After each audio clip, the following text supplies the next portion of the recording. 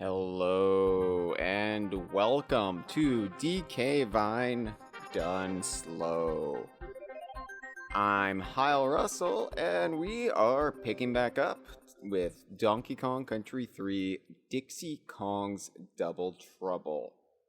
Now, if you recall, last time we squirt and got to K3, which is where we will be picking up today with the first proper snowy level of K3, so.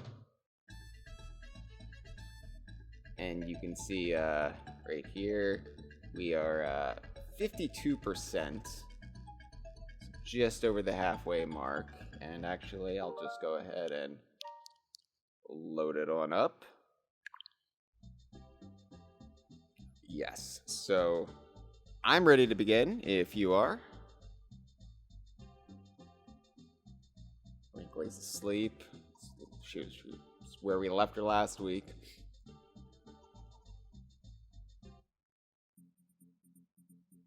Hello to Chris in the live stream. I will be checking out the live stream intermittently as I play throughout the next 2 hours. And of course, if you're watching this on YouTube after the fact, I'm sorry I can't check out the comments live. This is being live streamed on Twitch. Be sure to subscribe to us on Twitch at twitch.tv/DKVine. And if you want to catch up with the YouTube archives, then it's just youtube.com/DKVine. Now, K3, of course, is, it pales, I think, in the legacy of Snow Worlds in the Donkey Kong series. Definitely next to Gorilla Glacier, which I think is still the gold standard. Gorilla Glacier did so many things right, at least with those first 3 levels, that it's kind of hard to just do a snowy environment in the Donkey Kong series. I don't think it was until Tropical Freeze that we really had a contender, and basically you had to give up the whole conceit of the game to the snow concept and freeze the entirety of Donkey Kong Island, and then sort of go back through all of the environments of Donkey Kong Country Returns, only now snowified. So I think that did it. But K3 is still pretty charming, in my opinion. It's not anything completely stellar with the snow concept. There are memorable levels in here that I think do things without the snow. But what I like about K3 is just the stupid fact that it is the most ham-fisted pun on the real-world mountain, K2, near Kashmir, and I believe it's the second tallest mountain in the world. So I like that. Oh, this is Donkey Kong Country 3. We should have a mountain, K3. It's the kind of thing that's funny to me, and probably nobody else. Definitely not any of the kids playing this. Especially the kids in the West who had never been educated on what K3 is, or K2, excuse me. But I don't know. This is I think K3 was the first way I learned about K2, because I was like, K3, what does that mean? And I did a little digging. I was like, oh, there's a K2. I get it. Anyway, I mean, it's better than most of a child's education, which they learn about most things via The Simpsons or some other cartoon that makes a parody or reference to it. So, anyway, I guess that would mean that K3 is supposedly the tallest mountain in the Rare Archipelago. Now, it doesn't look like it here. As we'll see later in the stream, assuming I don't cock things up too badly and I'm not able to get there, Blizzard mentions that he's preparing to scale K3, and well, I thought this was K3. Well, I think this is the base of K3. This is before it really scales up. Because here, let's take a look. I'm sorry, but we're in lore investigation mode. So yeah, you don't really see it. I mean, we'll fly over it with the gyrocopter shortly, but I believe that this is just the base of K3. This world is just the very bottom. And supposedly just keeps going up and up, higher and higher. So, Yeah, it would be great if we could revisit K3 and actually like scale the whole thing. You could place a whole game on that. We never will. Nintendo will never acknowledge it again, but you know, I like to hold out hope. Never say never. Hello to Dustin. Dustin says, I'm watching your little stream. And Snapple Apple says, a cold mountain for a cold day of winter here in the Northeast. Very fitting. Yeah, you know, I sort of lamented that we wouldn't get to K3 until after the holidays. And it's actually more fitting because the cold weather didn't really start until the second week of January here in the United States. In the mid-Atlantic of the United States, at least. All right, Taraway toboggan. Let's go. Let's go. All right, so it's our second snow level of the game after the one in Lake Orangutangus, Skidda's Row. And hold on. You see that little banana in the corner there? This is actually a lot more fair than some of Donkey Kong Country 1's bonus stages because they do give you a little tip, but so many people would not see that little banana in the lower right corner. So, oh, and I missed it. Fuck. Well, I'm just going to passively die. There we go. Got a bear coin, though. Worth it.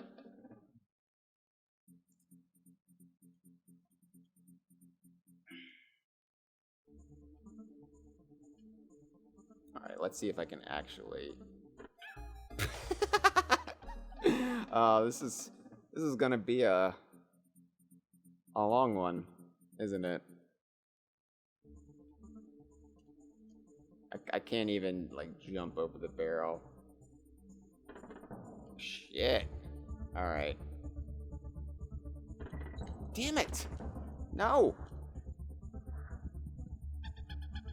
Yeah, I hear you, kitty. I'm sorry, but I've got to die. Alright, I can do this. I've done this so many times before. What the hell? The thing is, I would get it if I wasn't trying to get it. If I was just trying to get over there, that's when I would keep hitting this. There we go. There we go. Just to bash the baddies. This one's actually pretty easy. Maybe because getting into it is, a little bit harder than normal. And man, Kitty's got such a great throw. That's one thing I haven't pointed out is compared to Diddy and Dixie throwing each other, Kitty just like propels Dixie up, and it's a sturdy aim too. Well, bye, Kitty. So yeah, this is actually the toboggan in its native habitat. The environment it's supposed to be in. This is fun. Like I said, back in Demolition Drain Pipe, was it? This is the game's take on the minecart mechanic. But unlike, you know, the minecart and then the roller coaster, it's not on rails, so you just got this conceit of a runaway toboggan. I think it works.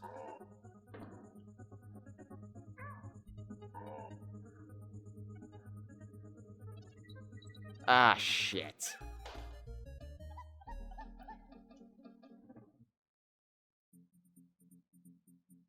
I want to get that bonus.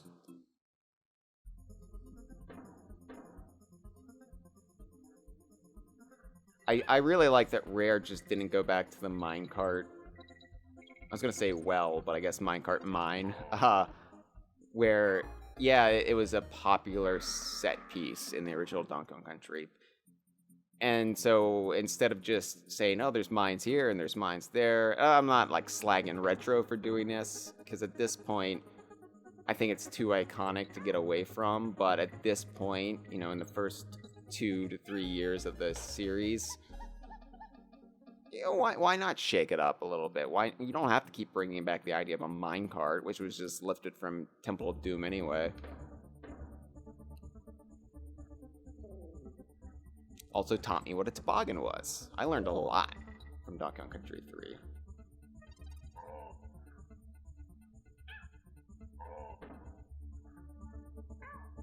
Jeez, I'm not...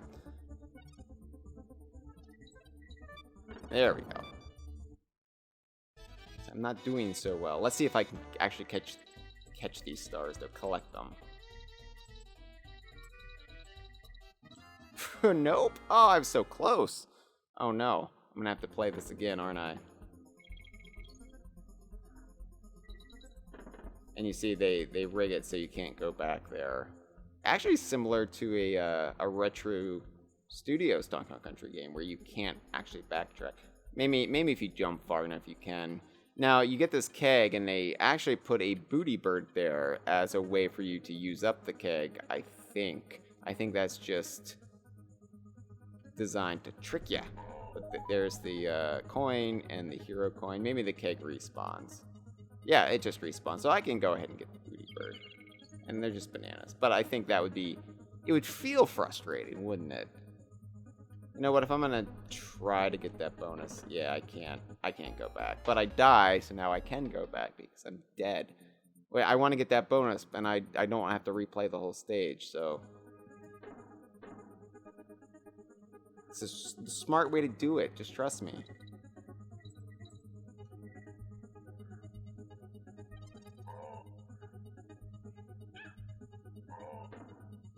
I know nobody's gonna rank the toboggan stages as their favorite. Oh, I'm an idiot. I have a problem with depth perception in these stages too. When you can go in front of the cabins versus when there's actually not a path. Yeah, but I know these aren't everybody's favorite compared to the mine carts and the roller coasters, but I like them. You know, you don't have to keep topping yourself. You can just... I did it again! You can just have a fun little alternative, and it's different. It's not going to replace your favorites, but... it gives the game its own identity a little bit, while still kind of acknowledging what's come before. I'm not that great with the toboggan stages, but... I think because I like to play the game so slow and this forces you to go fast. I mean, to be fair, like, I'm not great with minecart and roller coasters either. But here you have the added trouble of not knowing, not being able to, like, determine the foreground from the background. Alright.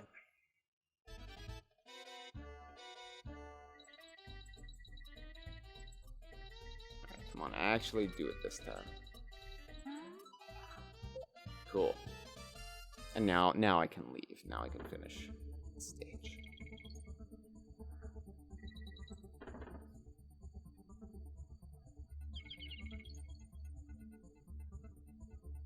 We've rarely seen the coin without the hero coin. They're just holding up a trash can. What's interesting is that there's no render that exists of them without the coin. Now, so the render of coin seems to have a DK or hero coin painted on the trash can lid, because you can still see the contours and ridges of the trash can and or the lid. And I guess our theory is that that's the way they originally designed it, but they're like, more people are going to associate it coin with holding the DK coin, so let's just paint it on there as a compromise. And it bugs me. It really does bug me. Anyway.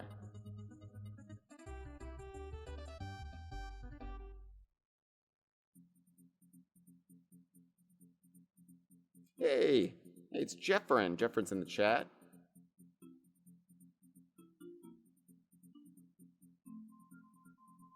Barrel drop bounce. People hate this level, apparently. This is something I just learned, that people don't like barrel drop bounce, because designing for, who frequently pop into this stream as well, they did a video about it during their month of Donkey Kong videos in December, and they hated barrel drop bounce.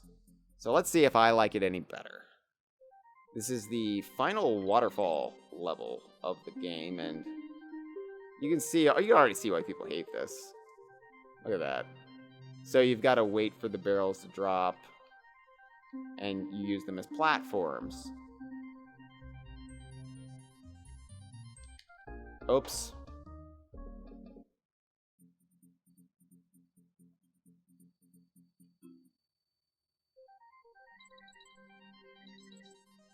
I don't need that bear coin. I mean, really, I don't...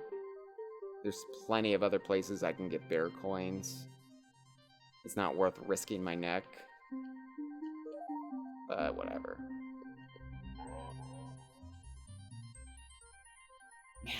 I love the aesthetic, though. I just love the way these levels look. And even this last waterfall level. Usually by the third iteration of a stage, you're not done with it, but you've seen it at its best. But I think this is still lovely. And that music. Oh my god.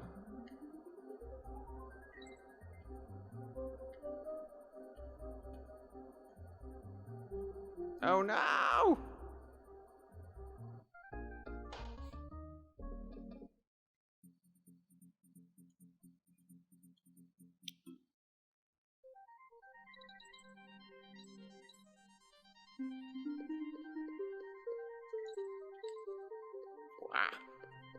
This does remind me of Super Mario Bros. 2, the logs that go down the waterfalls.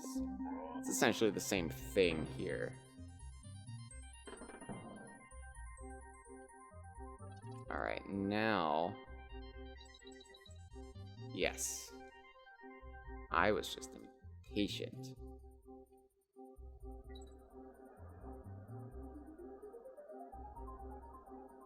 So you're gonna have to go all the way. Alright, this is gonna be one of those tricky ones. Oops.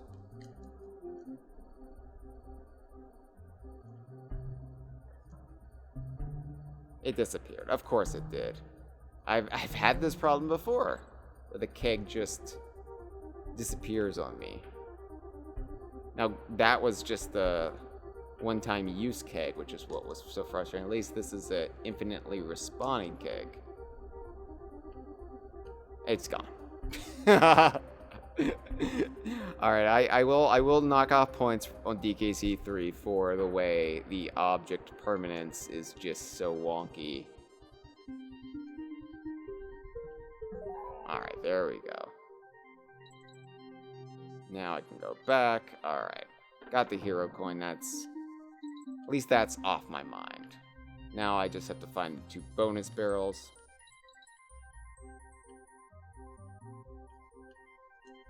Ah, there's one. I knew it.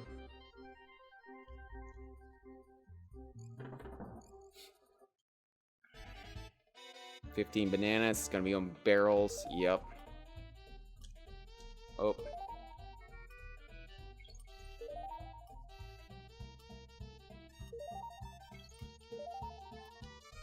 $15 seems a lot for this concept.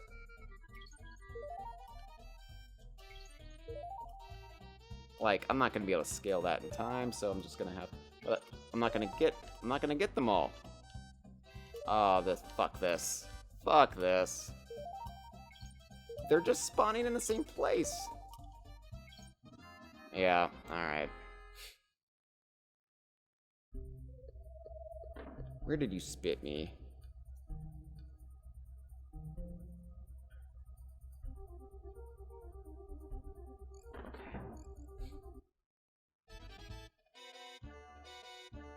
Do-do-do. Do-do-do-do. We're gonna be here a while, people. I'm sorry.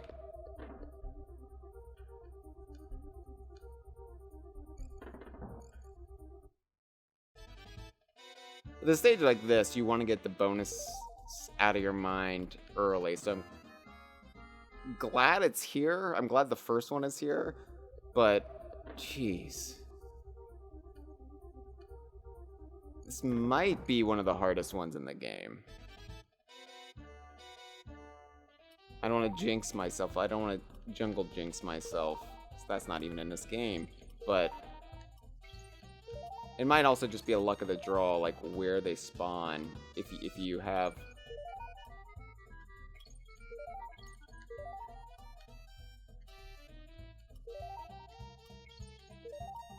See, when it spawns at the top, that's when you're in trouble because you're not gonna be able to scale that in time.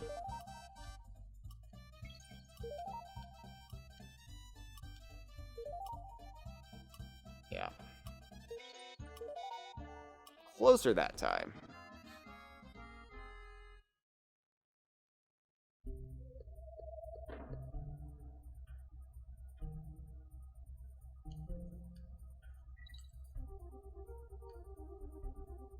I really feel like we should enlist Chunky for these grab the banana bonus barrels, because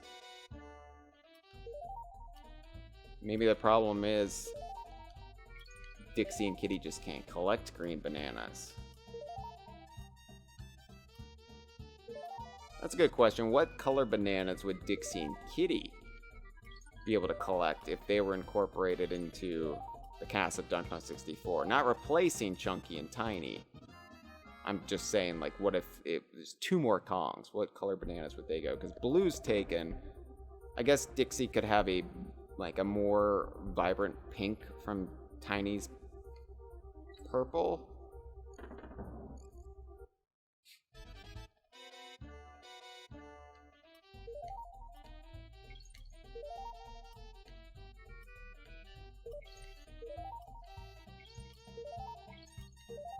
Kitty can get the brown bananas. How about that?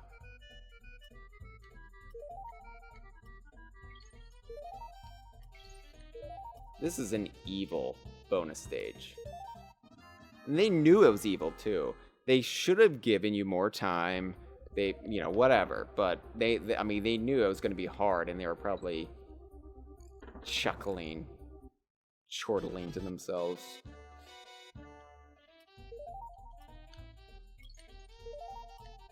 You also get a little bit of lag, because a lot is happening. And I'm done. Put on the pot of coffee.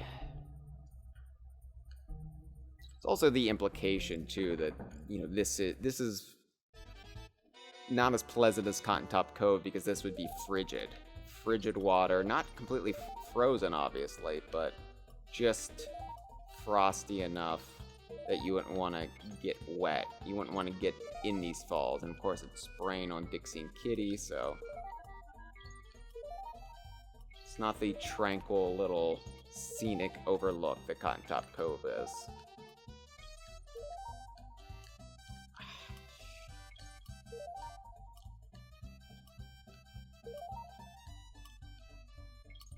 Come on. Woo! Did it. Alright.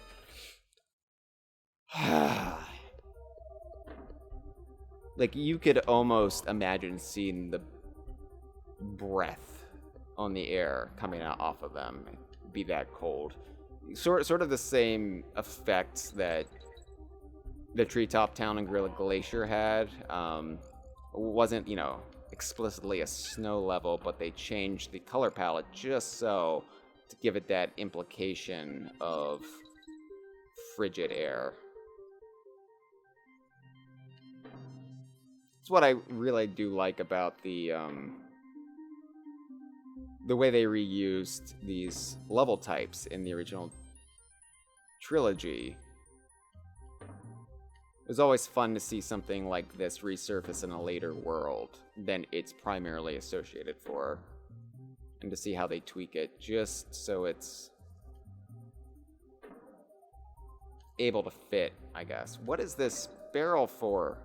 Well, there I go. At least I got the star barrel.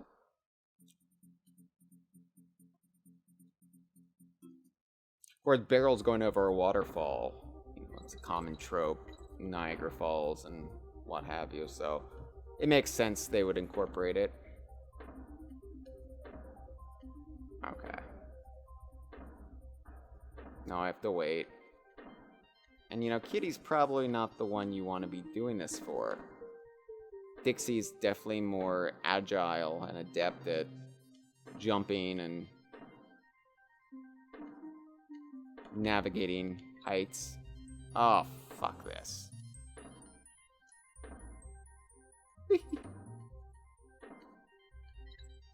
Oh my god.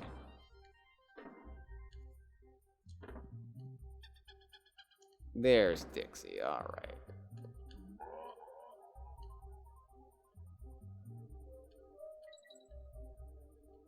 What's all this then? What are those buzzes for?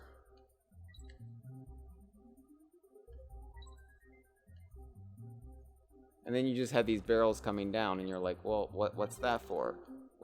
Where am I gonna go? And there's Perry. Oh, is this this is the Perry. Oh my god, I have to keep Perry alive. Okay. In that case, we're definitely moving over to Dixie. Sorry, kitty. Perry, hang on, buddy. No. Well, so much for Perry. Wow, the lag is something else right now. I don't even know.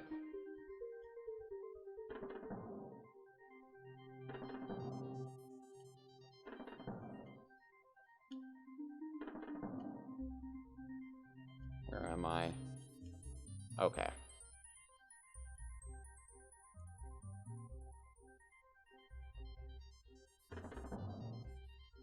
Oh no!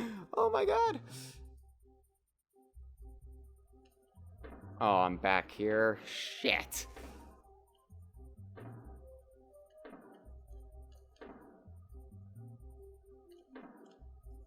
Oh my god, stop lagging. It's not Donkey Kong Country 3's fault. Don't be mad at Donkey Kong Country 3. It's obvious the Super Nintendo could not handle the brilliance that was being pumped through it. Doesn't mean we take it out on Donkey Kong Country 3. Bad Super Nintendo. Bad.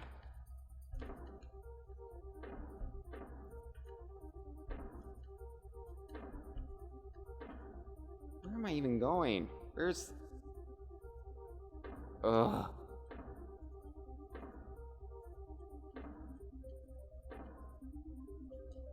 Now it's up there. My god. It seems like it got higher.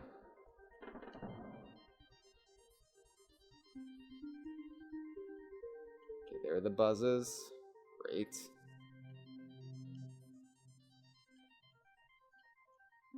There's the barrel. Now, actually hit the barrel. No! Oh, are you kidding me?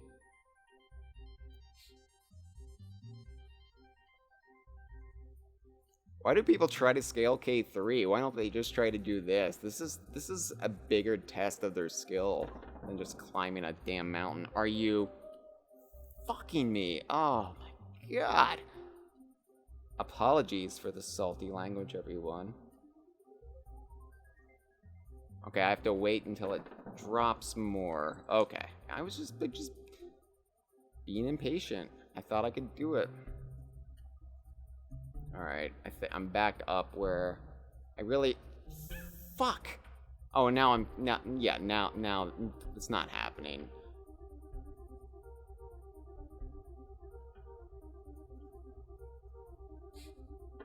I mean, no offense to Kitty, but I don't think Kitty can do this. I'll try.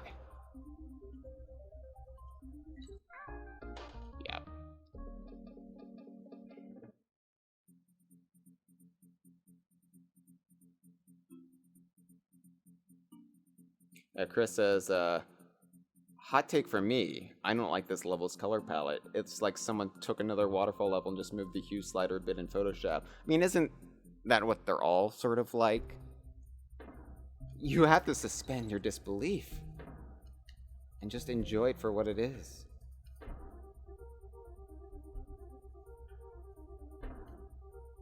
Oh my god, I wish I had Dixie. Why did I have to die as Kitty?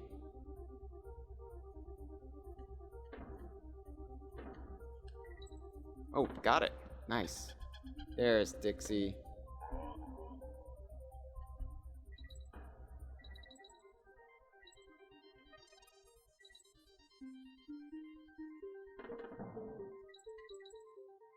There's Perry, so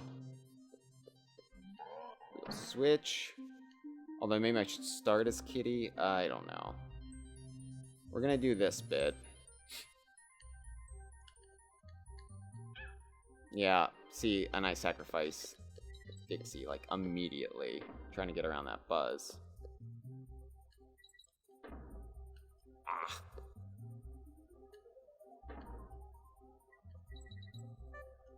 It's very helpful they place those bananas there to give Perry some purpose while trying to, like, Perry's a great character. I love Perry, but it feels like a lot of the time they designed Perry not with being a help, but a hindrance. Like, oh, you're trying to get Perry to the finish line, which, you know, it's fine, but it definitely doesn't make Perry as endearing in times like this than somebody like Squawks or Quawks would be. Especially since Perry really doesn't have defensive capabilities.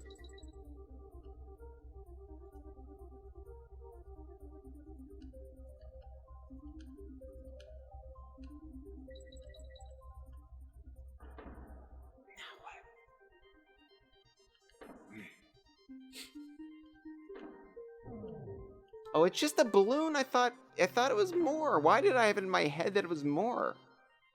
And it's a green balloon at that. You know what? Oh, that makes me angry.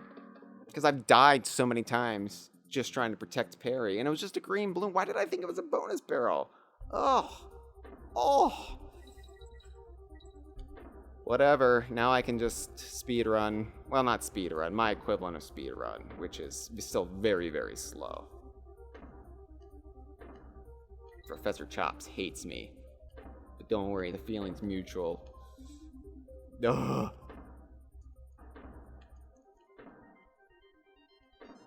I'm always having to do this part with Kitty.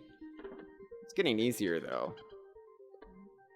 I mean, it's the classic Donkey Kong Country, I don't know, conundrum, where some levels feel just impossibly hard, but it's just the more you do them, the more you get better at them, the more you start understanding the nuances, and you're like, what was I complaining about? Yeah, we're gonna bring Perry along, because I love Perry, but Perry's probably gonna get hit at this point, because I'm not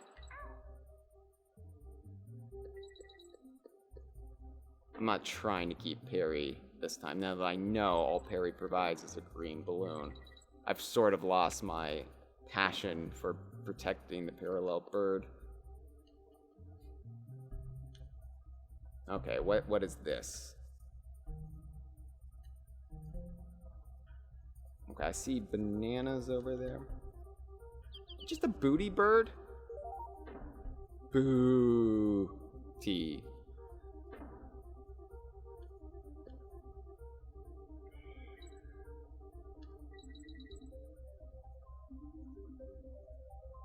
I want a plush Perry.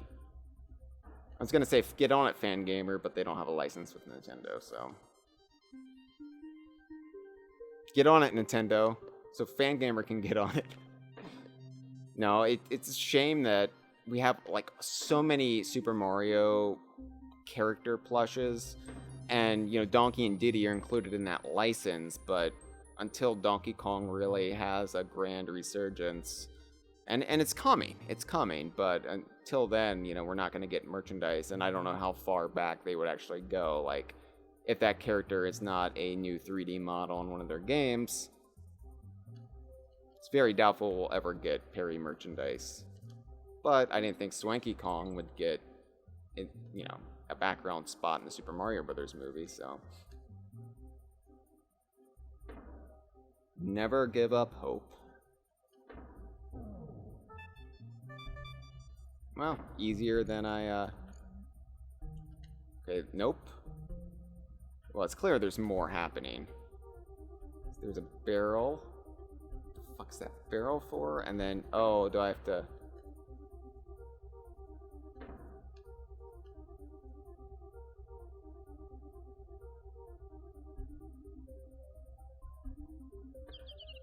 Oh, really? Okay, so then where's the bonus?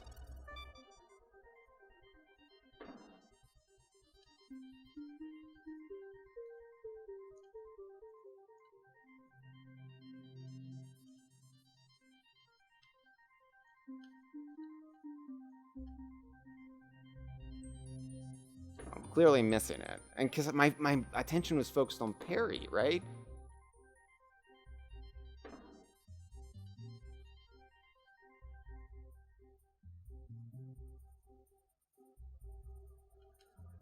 It's worth backtracking at this point. Because, look, I need to find this bonus. It's going to be after the star barrel. So if I hit the flagpole, I'm going to deactivate the star barrel and have to resume from the start where there's not going to be the bonus. So it just makes more sense to go ahead, suck it up. Don't get tantalized by clearing the stage, which I don't want to do until I get the bonus for all the reasons I just laid out.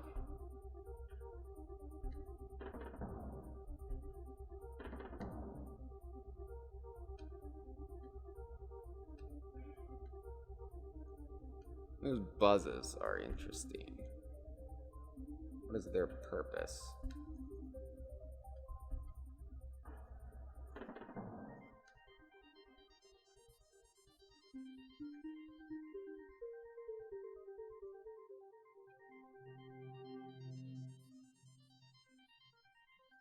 Ah, found it. I guess those buzzes are just there to... No! Oh my god. Oh my god, where am I dropping to? How far back am I going? Oh, my favorite part, of course.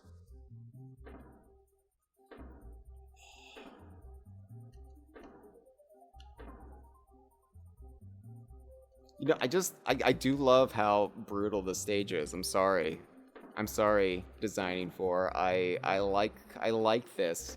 I like even how wonky it is. It's got a charm to it.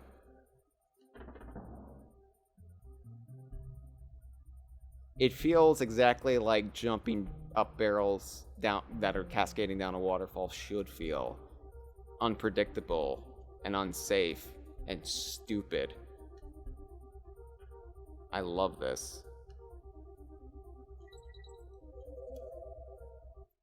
Alright. Wow, I was clenching the controller so hard during this stage that my wrist hurts now. Oh. Fuck.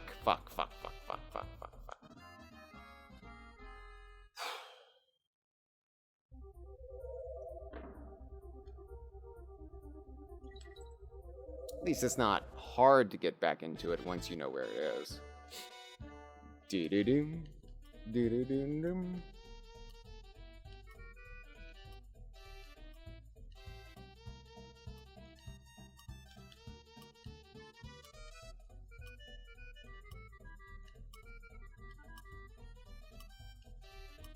Oh my god.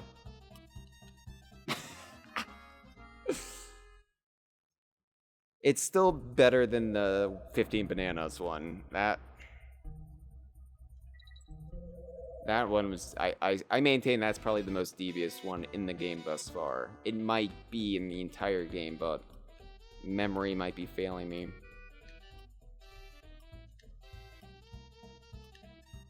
Probably slowing myself down doing a hair twirl.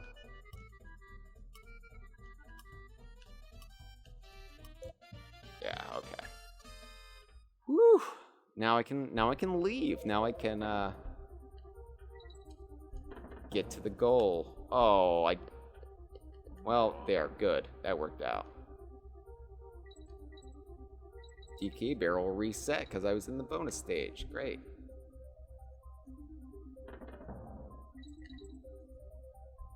All the baddies reset too, and so did Perry. And now I'm Kitty. Actually, Kitty's not so bad in this level. Then again.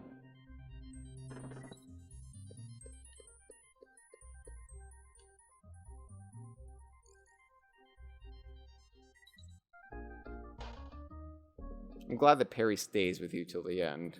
He's a true blue friend.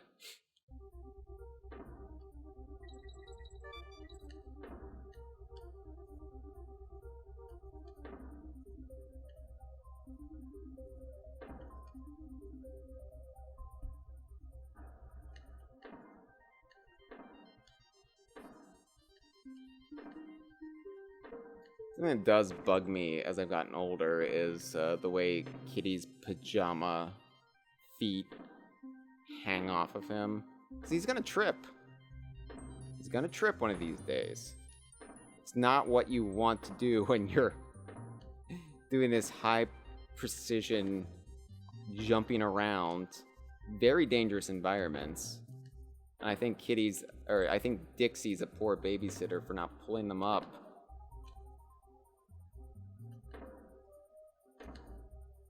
Ah.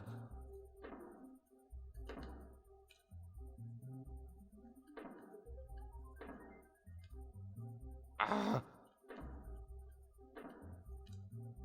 Oh my god.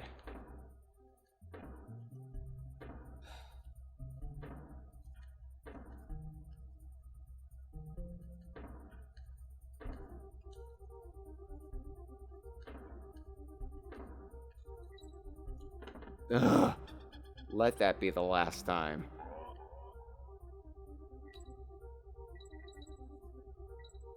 Cut to me falling.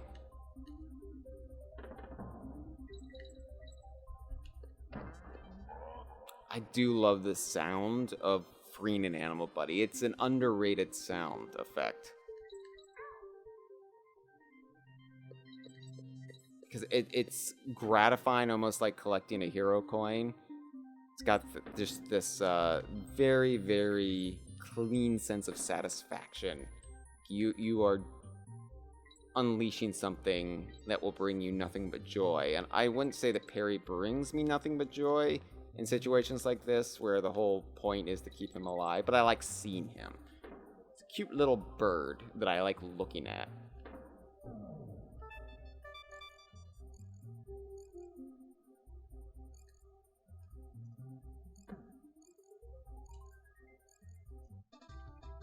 Cool. We're done. We're done with that level.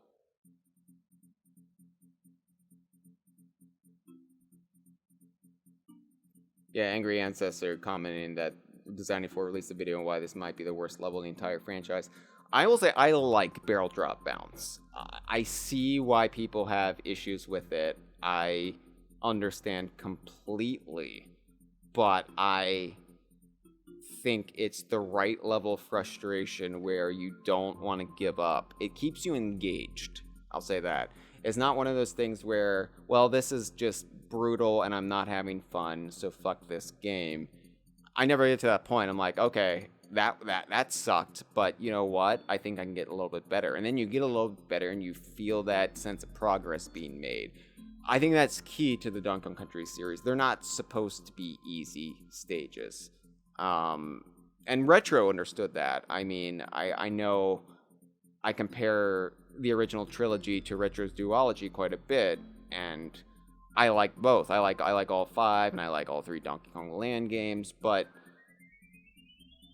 you can't help but have the, I guess, comparisons being drawn, and then you deciding which take you prefer. And while I'll always gravitate generally to the original trilogy, just because I like Rare sensibilities, I really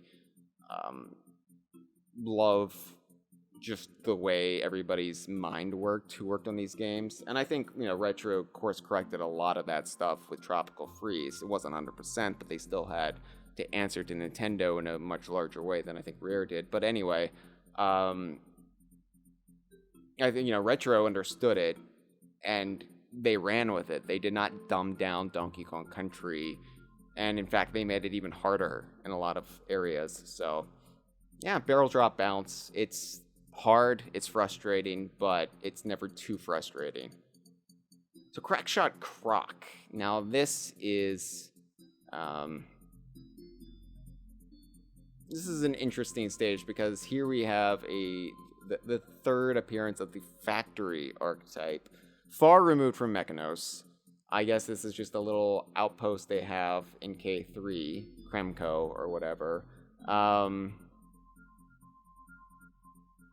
And basically, well, I think anybody familiar with this game, even remotely, knows what this stage is. But if you can't tell, we're being set up here to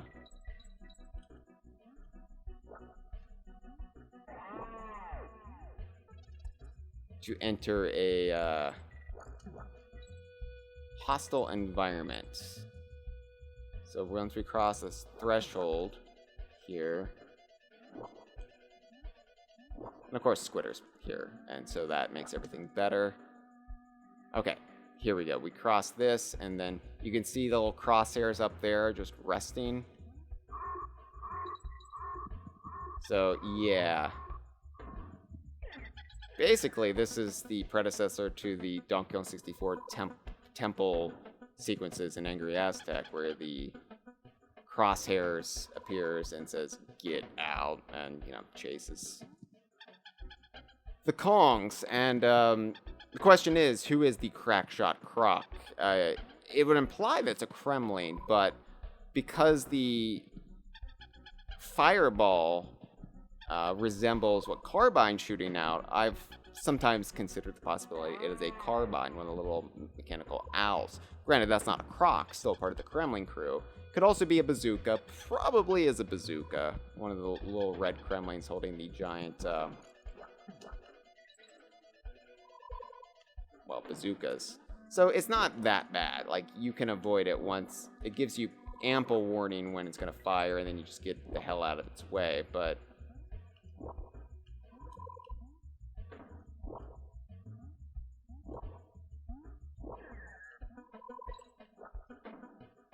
and then, you know, you have these shields to give you cover, and just provides a nice breathing moment.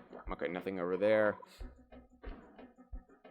So when you talk about Donkey Kong Country 3 and how it's a game full of gimmicks, right? Like, it's not just doing pure Donkey Kong Country platforming. It's filling it with ideas, which I think is fine because this is the third game in 2 years. And I like that there's these ideas in there. I think they're fun, they're clever. This one is really clever. And it's just memorable, and it's exciting, especially for 1996. I mean, this... Of course, the crackshot croc is not firing on you here. I don't know, they thought that was too far. After barrel drop bounce, I'm not sure where they think the line is anymore, but...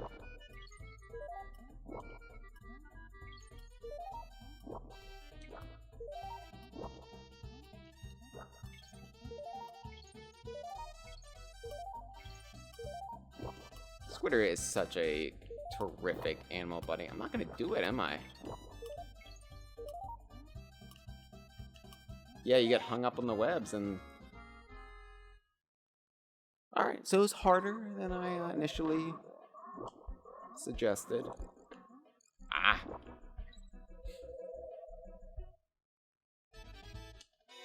If any animal buddy comes back that's not, you know, in guard, the swordfish. I mean, obviously Rambi. I'm talking about, like, is dusted off. Rambi's been back in the retro era. Squawks has been back in a limited capacity.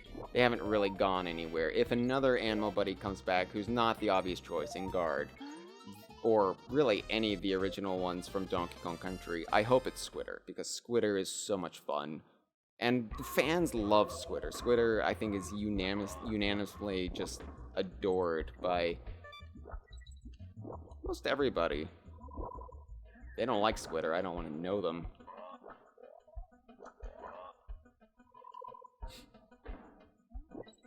I like how purple this factory is.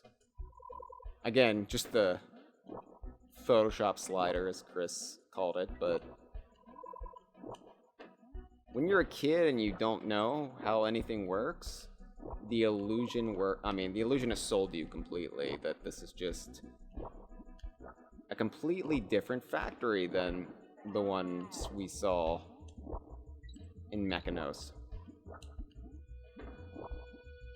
And what are these chemicals? Like, that's not molten lava, that's some sort of chemical they're cooking. I like to think this is where they're taking the gas that we'll later see in Logi Labyrinth, and they're distilling it into what K. Rool maybe uses in his blunderbuss.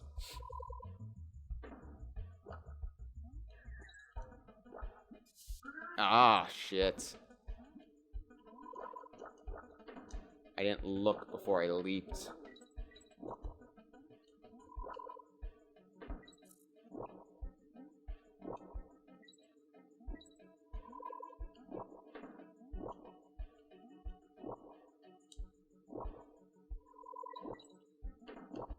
Ah, finally got me. Jeffrin says, that's strawberry quick. And says, beware the cheesy poofs in regards to the balls of magma being fired at me. Which, yes, they do look like Utz brand cheese balls. Which is a great trashy snack, I have to admit. Like, I'm vegan now and try to stay away from dried cheese on corn, but my mouth's watering, what can I say? Cheese has been the hardest thing to give up, going full vegan.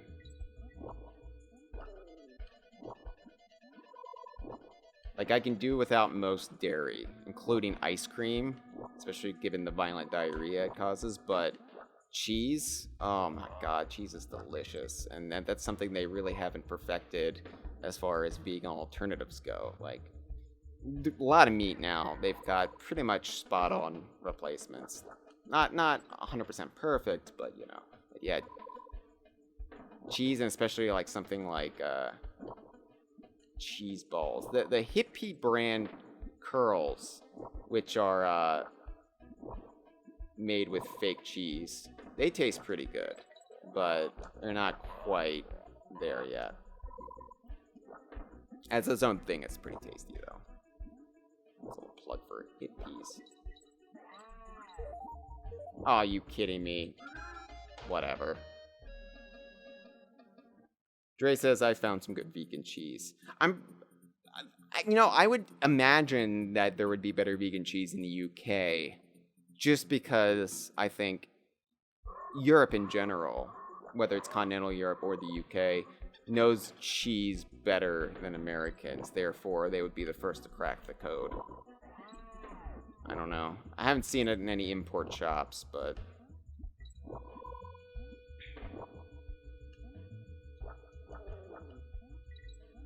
it's also why, like, when they have vegan milk chocolate, I'm sure it'll be you all that figure it out before Americans do.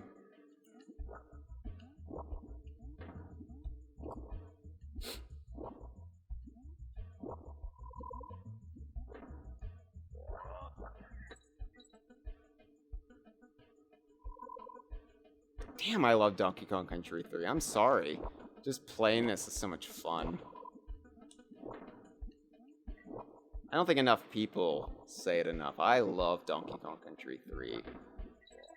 It's so weird, but it's so true to the series. It's hard to strike that balance. I think it does it beautifully.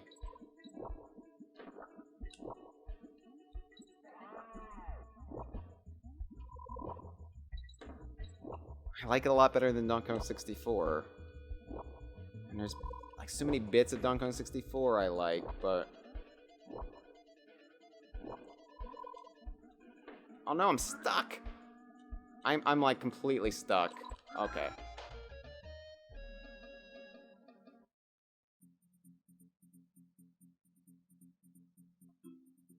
Got wedged. Wedged by the webs.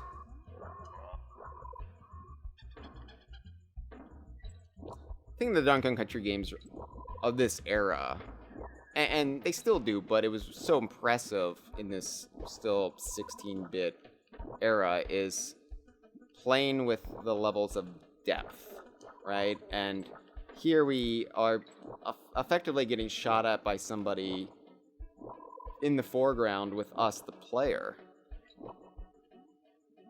It just makes everything feel such richly vibrant, and I believe in this world. Despite it being a wacky cartoon world full of talking animals, I can conceivably believe that it's, on an island somewhere on planet Earth and we're just not privy to it. I completely buy what's happening here. Cool ass spider wearing tennis shoes. Spitting the webs.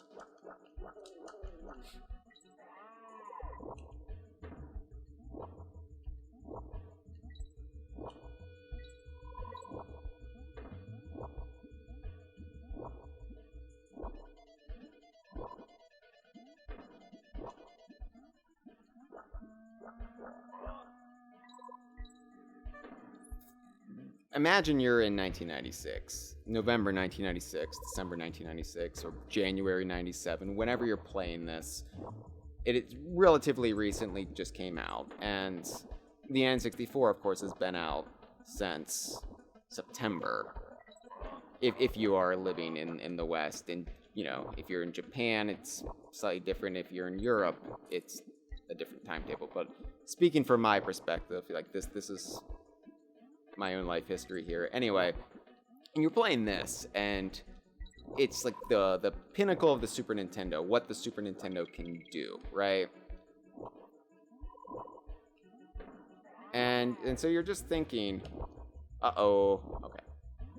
The N64 is so much more powerful and impressive than the Super Nintendo, and Rare could do this with Donkey Kong Country. Can you imagine what they'll be able to do with the Donkey Kong game on the N64?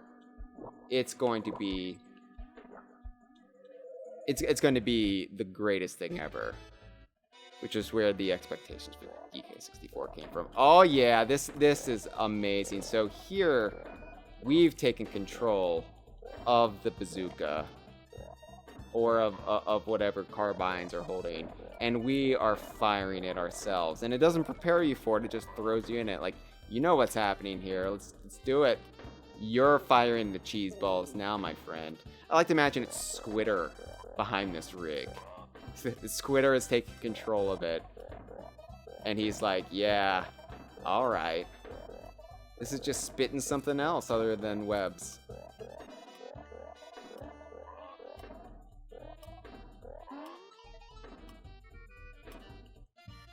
Oh my god, that's so much fun. And again, it's just clever. It's just clever that they take these ideas and they tweak them. Like, you can call them gimmicks, but I don't know what I was doing there. I was too stupefied over how fun that bonus stage was. But you can call them gimmicks. You can disparage them as maybe not being great game design because it doesn't follow game design 101. It's doing its own thing. I love it. The DKC trilogy just, to me, is the epitome of really great platform games. They do everything that I want a platform series to do. They're just perfectly tailored for my sensibilities. It doesn't mean I don't respect what's come before or after. I don't think there's ever going to be a series of games that hits me as hard as these games hit me. And I mean, I love Tropical Freeze. I love Donkey Kong Country Returns and Yooka-Laylee and Impossible Lair. They come close and in some ways, do things better than this series. But what I would really like is if we could just get consistent releases again. None of this, one Donkey Kong game every decade bullshit. Let's have regular releases again, and I want to see the evolution like we saw with these three games. I want to see a series grow and evolve and not just be a series of stop-starts.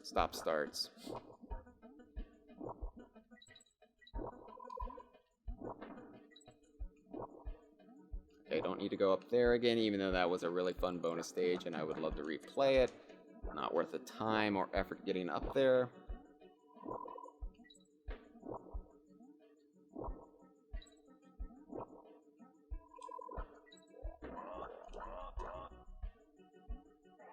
Uh-oh.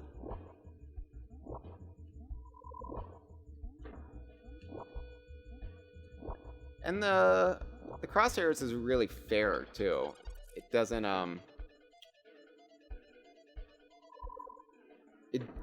if you're not completely lined up with it, it doesn't like cheap shot you along the way. Uh-oh. Oh my god. How did that happen? Oh, I fell. That's how. Takes me back to Webb Woods in DKC2 here.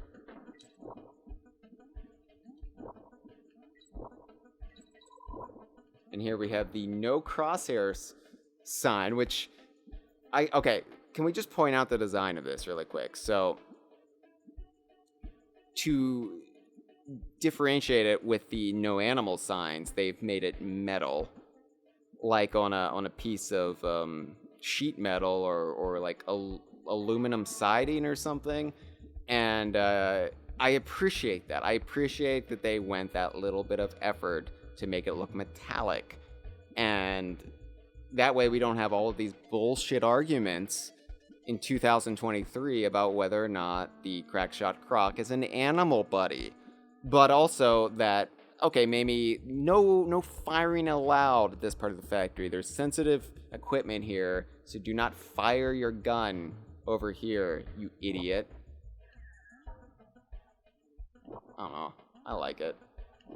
I like little touches. I like little pieces of obvious effort that the team makes. And I think I know what's going to happen here. Yeah, but I think they make it relatively easy. Yep. All right.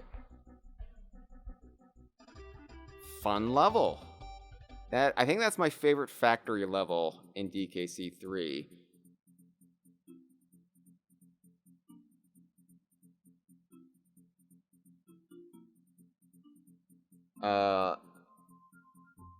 Orenja says, I never played this game because of the N64. Play it. If you have Switch, Nintendo Switch Online, pick it up. It's a lot of fun. I would recommend playing through the first two Donkey Kong Country games first, just to kind of build up to it, because it really does just launch off of their back more than anything. So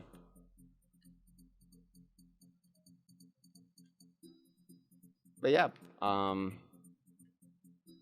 you know, the N64 came out in the West 2 months before this game, and it was obviously in its shadow. I mean, the game even acknowledges as such because Wrinkly's playing the N64, and playing it at the time, you really did feel like, thank goodness we are getting one last Donkey Kong Country game on the Super Nintendo, but we all know what the future is. And so it was just this weird little middle ground period where the industry and Nintendo itself was moving on, but Donkey Kong was still rounding out its trilogy. Rare was still rounding out its trilogy, but you knew great things were ahead. It felt like a time period of unlimited possibilities. And, you know, that was true.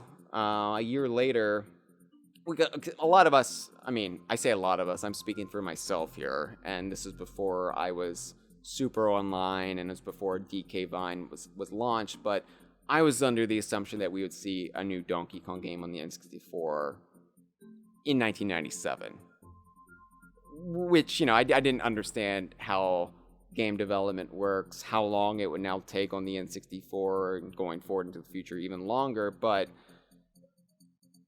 you know, you're like, oh, we're getting an annual Donkey Kong Country game, so that's going to continue on the N64. And we'll get another Donkey Kong Land game after this, but then there will be Donkey Kong Country games. And in fact, the very week that this game launched in the Americas, Nintendo Power was published, and that's where they showed off screenshots of Mario Kart 64, now with the Donkey Kong Country style Donkey Kong in it. So when I got Donkey Kong Country 3, I already knew, well, I'm going to have to get a Nintendo 64 because my Donkey Kong is going to be in Mario Kart 64 now. But yeah, I don't think any of us could have predicted, any of us outside of, you know, the bubble of people at Rare, I don't think any of us could have predicted where it would go as far as Diddy Kong Racing, and then Diddy Kong Racing introducing Banjo and Conquer, and this whole idea of the Donkey Kong universe, which is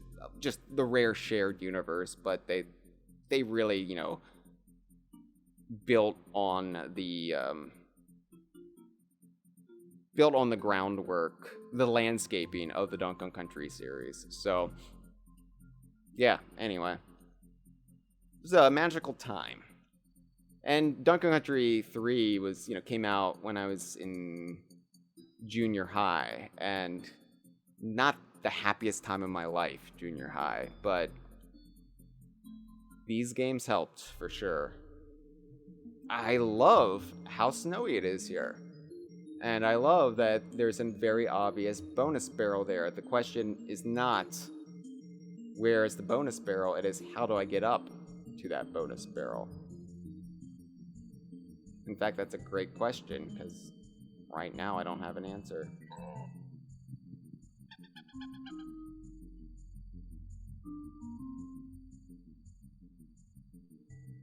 But I'm thinking it's going to be something stupid. Like, that.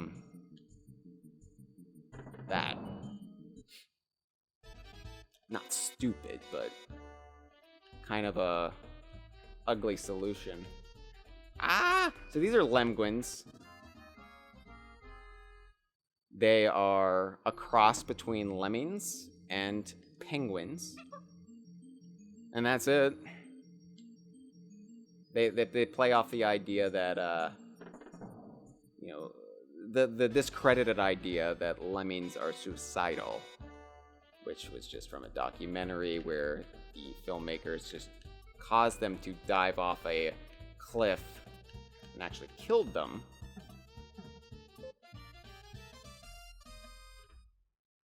Jeffrin would know. Was that a Disney-funded documentary? Because holy shit, is that on Disney Plus? I do like lemguins. They're a fun design. And of course, penguins would take on a much greater role in the Donkey Kong series with snowmans and Tropical Freeze.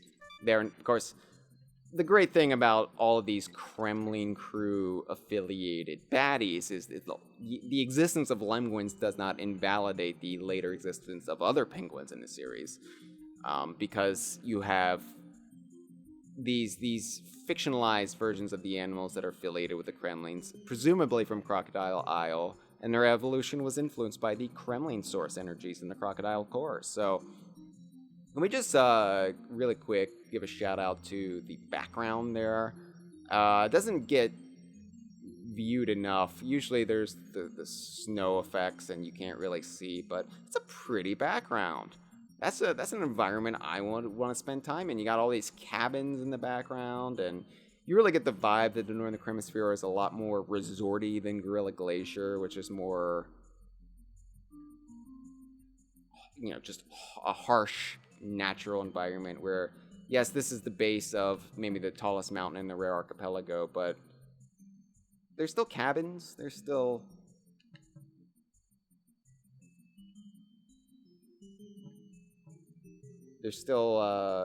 comforts of home to be found everywhere.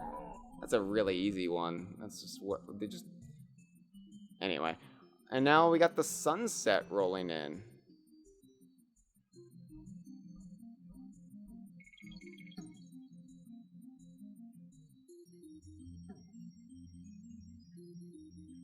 Yeah, there are also penguins who appeared in the background in Donkey Kong Jungle Beat.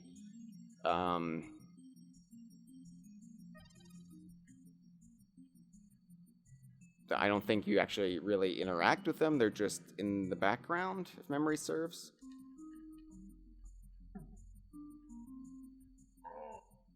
I like to think Donkey Kong Jungle Beat is in the southern hemisphere of the Rare Archipelago. There's various reasons why I've come to that conclusion. One day I will share them with all of you. Whoops. But yeah, I like lemguins. Oh, this one. This little... There we go. Never go in that one head first. You can. It's possible, but it's just so much easier just to go with the flow of the Lemguin parade. It's funny, I always associate the Lemguins now with the toboggan because they're, I think the Yeti did a shirt, or produced a shirt by an artist, and forgive me, I forget the artist's name, that was K3, and it had Dixie and Kitty in the toboggan, and they were being chased by Bleak the snowman, and there's a Lemguin in the foreground, and they later made that shirt design into a pillow, which I bought and break out every holiday season.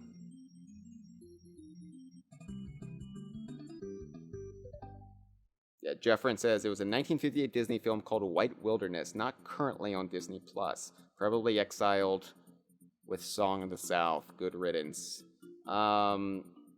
Freezer is in the chat. Hello, Freezer. Honestly, prefer the snow levels here in 3 more than 1s.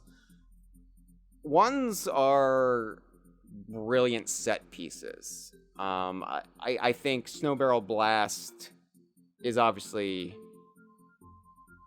a lot more fun than Ice Age Alley. Ice Age Alley, it can be frustrating, but I think that the snow levels in Donkey Kong Country 3, while they don't have these big, bombastic, memorable moments, they might be, all in all, a little bit more fun to play, at least just as far as getting in and out. Now, if I press there's nothing to indicate this, but you see that snowed-in cabin up there? Well, if I press up, there, now I can access Blizzard's base cam. And it's just this thing, like, you have to just mash buttons to figure that out. There's nothing that will tell you otherwise, unless you read a player's guide, or later in history Game Facts, or later in history the DK Vine forum, or later in history watch this stream. But there you go. So Blizzard Bear. Let's talk to Blizzard. He snowed in. My word, how on earth did you find me up here? Well, never mind about that. My name's Blizzard. I've been up here for weeks getting ready for my attempt to conquer K3. It looks like I'm going to miss my best friend Blue's birthday. Say, could you do me a favor, kitty? No problem. Snow way. Oh. God.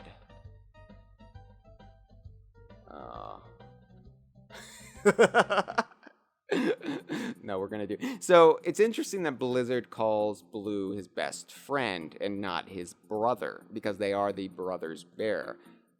Does that imply that they're not actually blood relatives and it's like a Kong situation where just, a clan? I like to think they are biologically brothers just because that's the way they're usually presented to us. And, brothers can be best friends. When you have 13, actually 14 that we know of, brothers. I know some of you out there will say 15, counting Bear from Off the Donkey Kong Land 3, but anybody, can just look at that design and say, oh, he's bizarre. I imagine when you have that many brothers, you're bound to get along with some of them better than others. And for Blizzard, the one he gets along with best is Blue. Why? I don't know. They don't seem like they would have anything in common. One is a mountaineering explorer. The other one is sad. I'm sure Blue has other qualities than being sad. We just really associate him with being sad. But yeah, let's go help out Blizzard. It looks like I'm going to miss my best friend Blue's birthday. You already missed it, shithead. Say, could you do me a favor, kitty? No problem. That's great. Could you take him this present for me, please? I'd be ever so grateful. Blizzard was seen in early beta footage of DKC3, I believe at E3 1996. And he's got a very, the Brothers Bear didn't have individual designs yet. It was all just basically that one render, that's their stock render. And they just scaled him whitish gray, so he looked like he was a ghost or some sort of ghoul who had its soul sucked out. look it up. It's really creepy. I'd much prefer this look of Blizzard.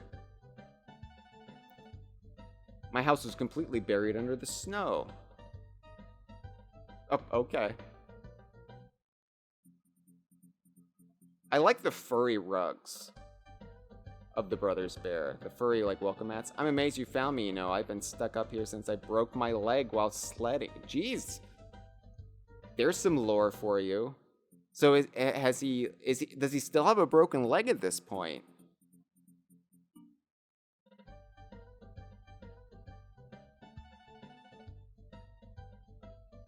I don't think he'll say much else, but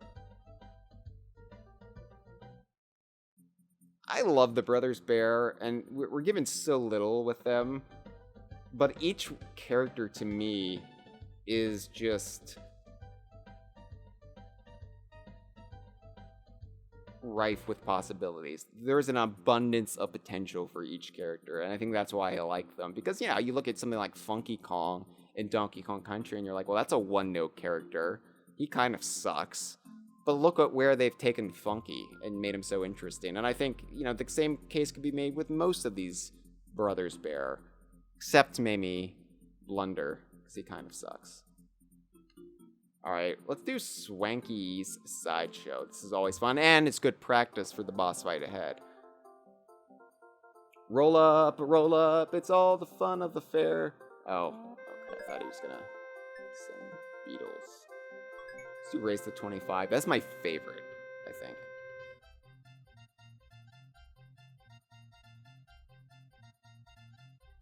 Cranky is pretty funny in this game. I complained that this game wasn't as funny as the first two, especially the second, but I don't know, Cranky's still pretty funny in these little encounters.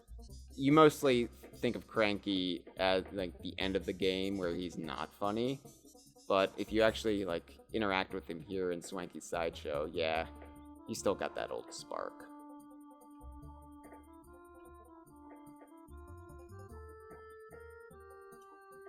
Whoops.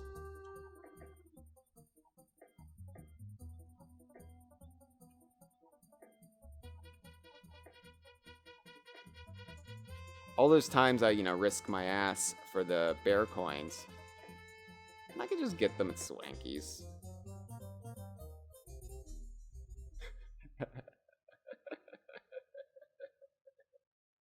I enjoy the simple things, like an old man chasing a toddler.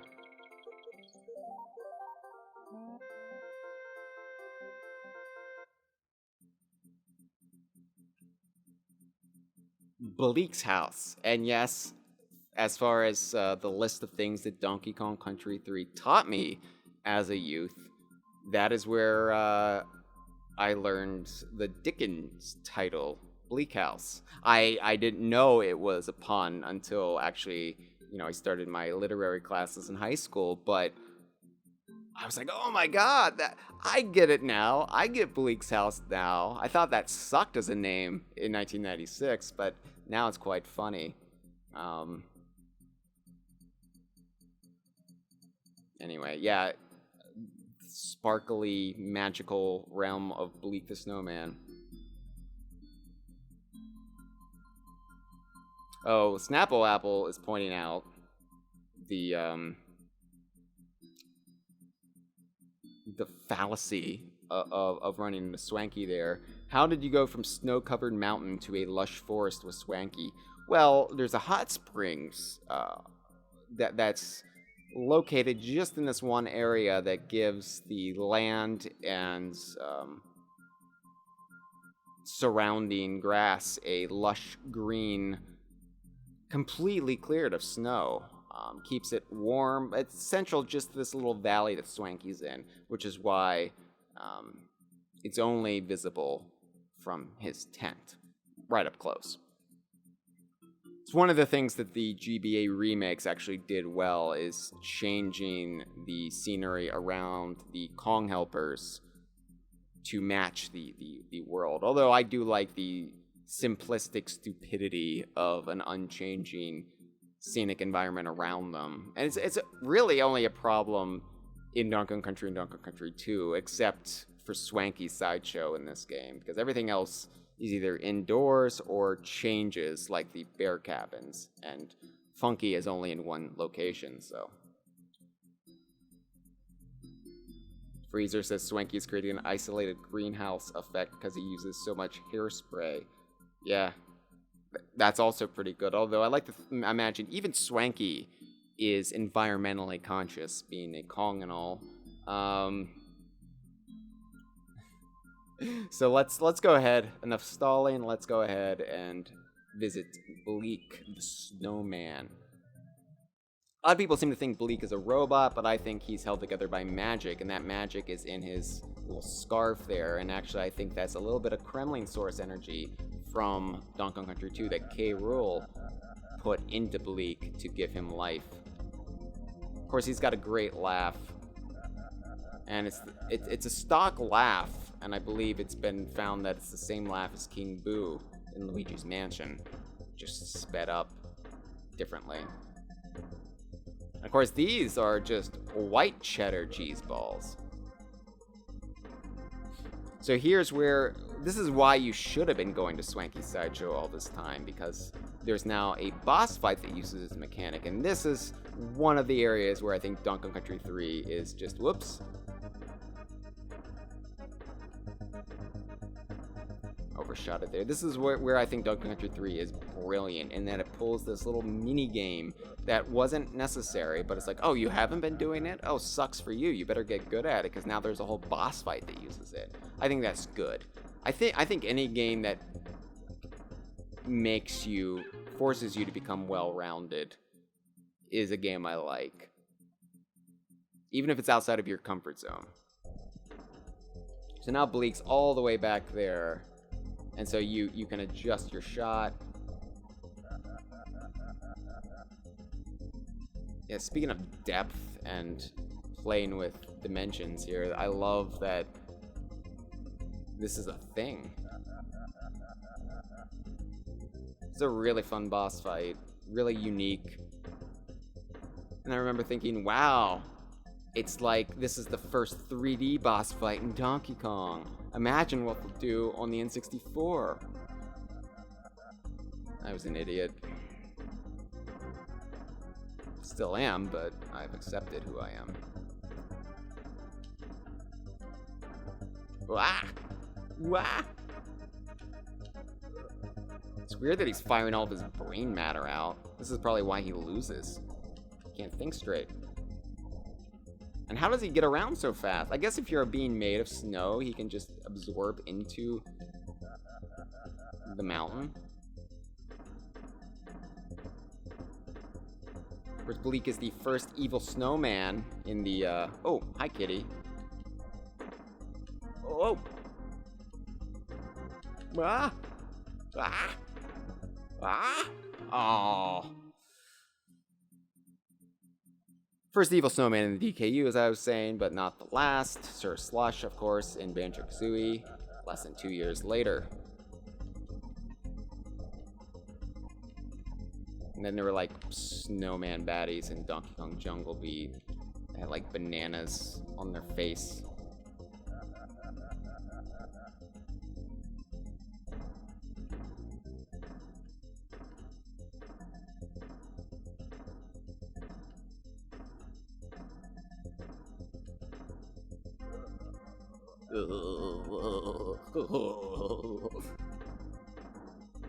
I like that they decided to give him the cadence of a pervert. And again, it's not their sound effect, it's from a library, but he sounds like some like creepy person you would stay away from on public transit.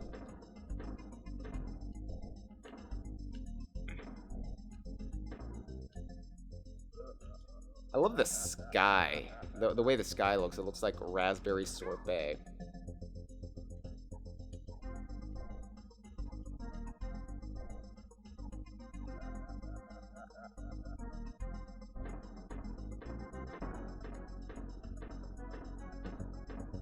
Where's my Bleak ornament from a tree in December? Where's my inflatable lawn decoration? that I can get at Lowe's. Why did Nintendo ever market these characters?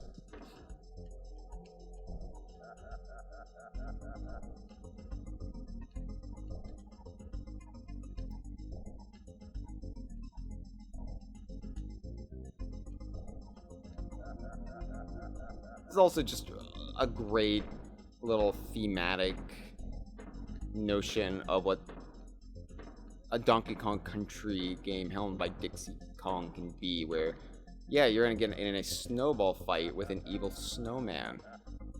Just these, the wintry kid activities that you would do, maybe even while, babysitting, but just taken to a ridiculous level.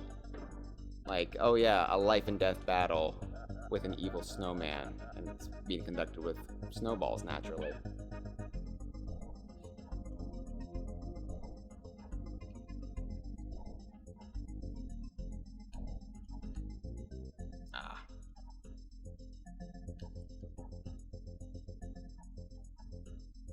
Oh man.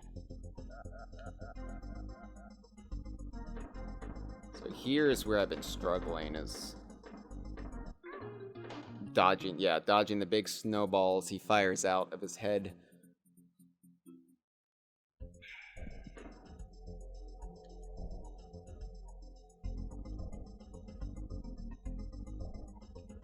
Basically, if I can keep both Kongs with me until that stage of the fight, I think I'll be in okay shape. But they move, they move relatively slow. Oops.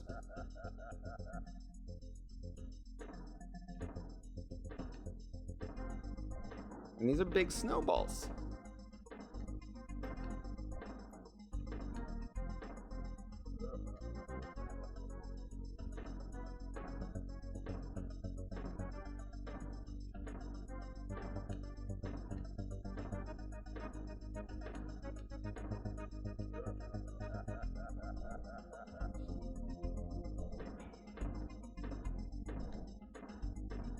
Like this idea that Bleak has these almost trenches he's carved. He's carved out for himself. It's like trench warfare, but it's a snowball fight.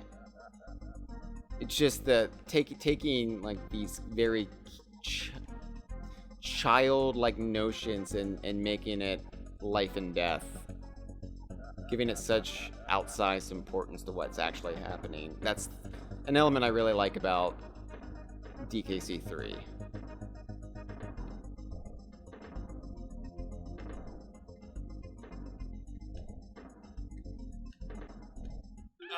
That last one always gets, well, not last one, but that three-pronged snowball attack is what always has been throwing me, because you have to get, to the outer edges, and I'm atrophying.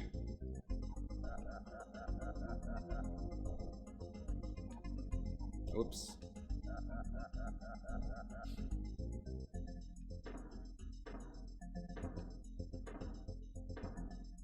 Let's see how Cranky does against Bleak, since he fancies himself as a master of the balls.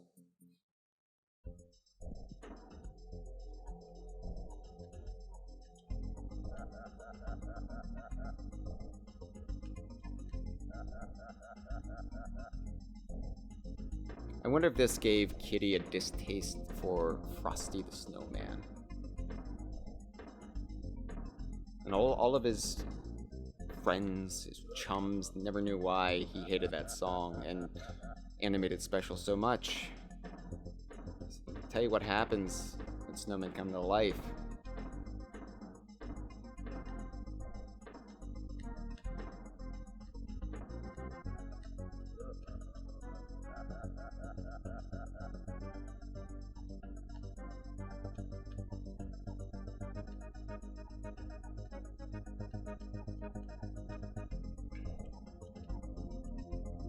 Damn it. How do I do better when he's that far away?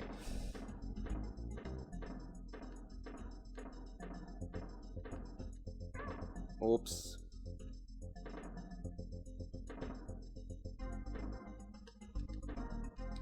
Ah.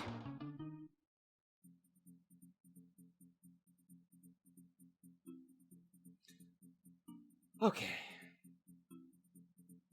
Yeah, Snapple Apple says, what's the blue dot on the left side? Is that to indicate where Bleak is? And Jeffrin correctly responds, I think it's to show which plane you're currently aiming at. And yes. Calkins says, hi DK Vine, how are you guys doing today? I'm getting my ass kicked by Snowman, so I'm actually doing great, because this is exactly how I want to be spending my winter. And Freezer says, Kitty hated Clay Fighter after this. Probably hated Clay Fighter even more when they added Earthworm Jim, the natural enemy of the Donkey Kong cast.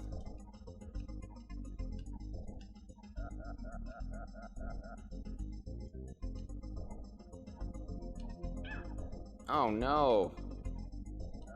It's not supposed to get me at that part. Now I have to do this whole thing with only one Kong. That's not gonna happen. Although maybe it'll inspire me.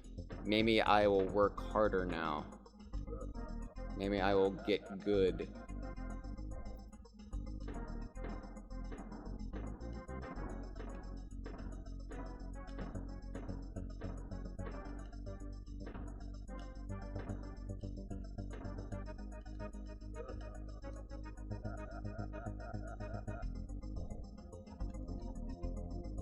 Aw, you rascal.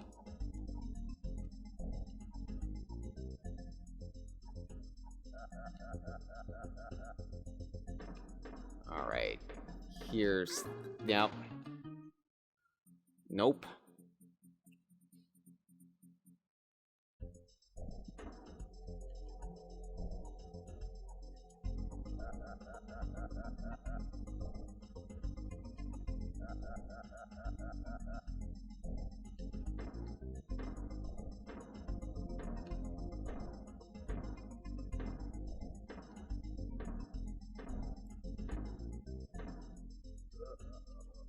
I wonder if his top hat is made with, like, a cannon. The salvaged cannons from Crocodile Isle.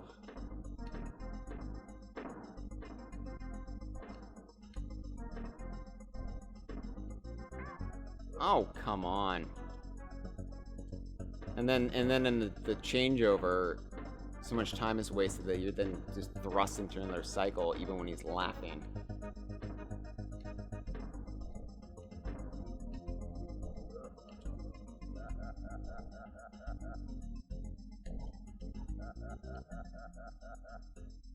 Yeah, if he's far away, I'm usually pretty good at the whole aiming thing. It's only when he's really far up that I'm struggling.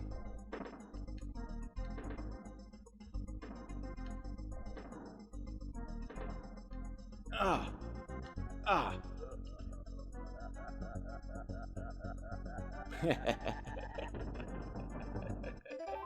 Yeah, iconic moment where he just laughs himself to death and blows up. Now, he does come back in Dunkerland 3, so he's not dead. I should point out. He is fine. He is just, right now a pile of snow. He reconstitutes himself and is able to come back in DKL 3. So Bleak is fine, everyone, and we can still see Bleak in the future. So we got some stuff to do.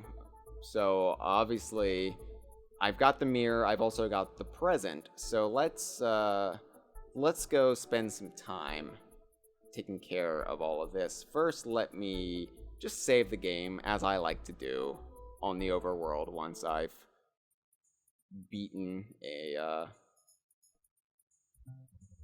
Ooh, hey, someone's told me that I've been extra busy lately. Well, it's something special. If you can find all the DK coins, then you can put them down as a deposit on my ultimate ride.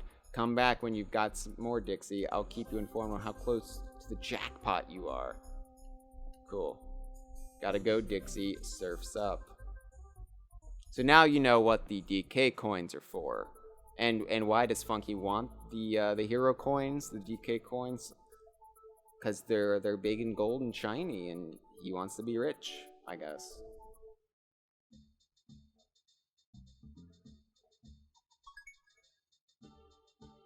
Alright, so 61%.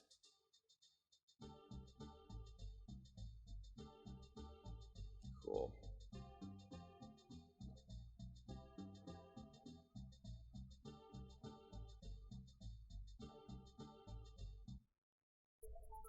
We should probably go... Well, let me just see if Bazaar has anything new to say. I don't think he does. I think we're done with Bazaar.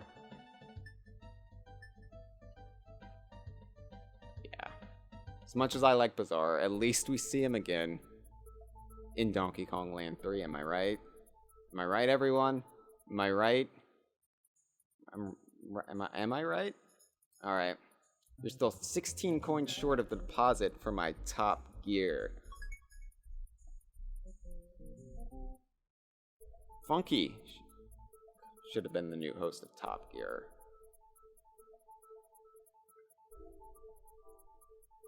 Definitely wouldn't have gotten into all the trouble Jeremy Clarkson's mouth gets him into. Let's visit, what am I doing? Let's visit Blunder. See if Blunder has anything new to say. Back for more clues, eh? Well, if you think I'm telling you the Lost World is in the Compass Rocks. You didn't actually hear that, did you? He sucks.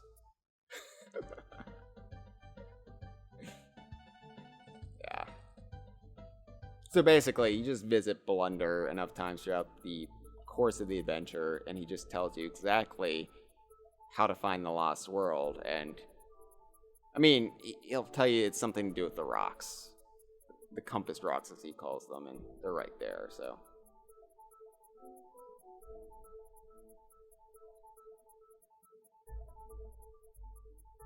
Alright, let's go visit Blue and give him the present.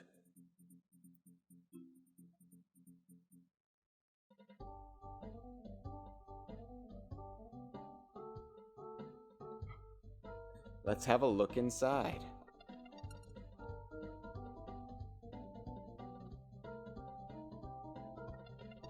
Oh, it's a bowling ball. Well, it's far too heavy for me. I know. Why don't you have it, Dixie? So, all he wanted was the acknowledgement that it was his birthday. Even though, like, and okay, so let's break this down. Blizzard bought his best friend Blue a bowling ball, which Blue did not want because it was too heavy. And all right, so I guess Blue bowls. I guess that must mean Blue bowls, but he just thought the ball was too heavy for him, despite the fact that he is a bear. All right, so he just gives it to Dixie rather than being like, oh, maybe I can exchange this for a lighter ball. He's just like, nope, I've been agonizing that everybody's forgotten my birthday for weeks, but I don't want this bowling ball.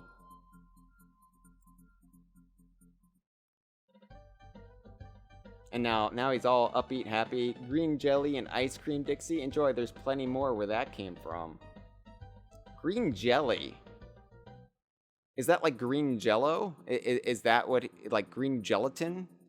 Or like green jelly? What is that just... Chris, or Dre, or someone in the chat, help me out. What is green jelly? I lime jello, says Chris. Okay.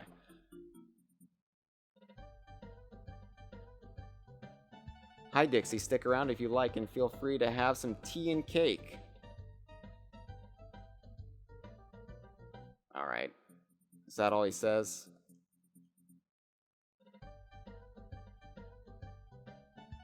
Fancy a game of Pass the Parcel? Is that a real game? Suddenly Blue, it's just chock full of English references that flew over my little head. Alright. Blue's happy. We're happy. What is... Okay, so Chris says... And Freezer says that Pass the Parcel's a real game from kids' parties. Explain it to my ignorant American ass, because I've never played it. I've never heard of it. Like, we would have Pin the Tail on the Donkey and, I don't know, musical chairs. Flower is still not growing.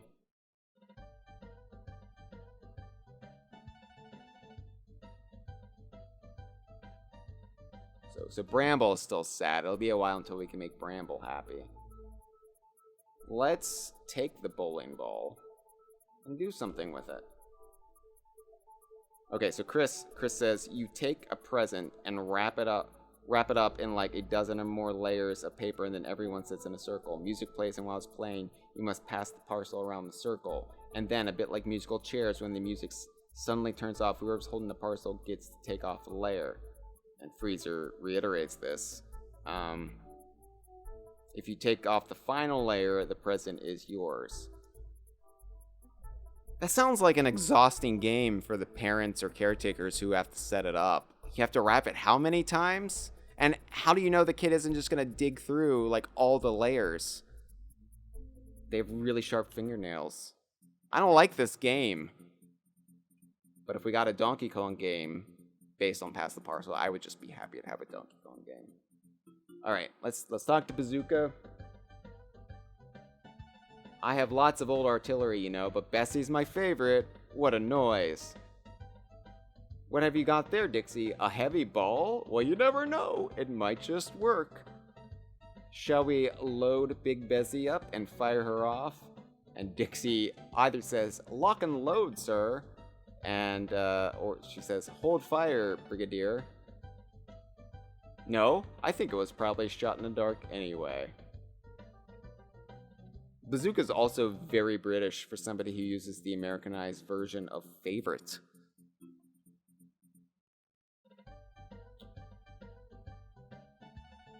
Have you seen Big Bessie? I haven't fired her for years. No ammunition, you see. You know, there's like cannonballs everywhere in the archipelago, Bazooka. Like, literally, like, one island over.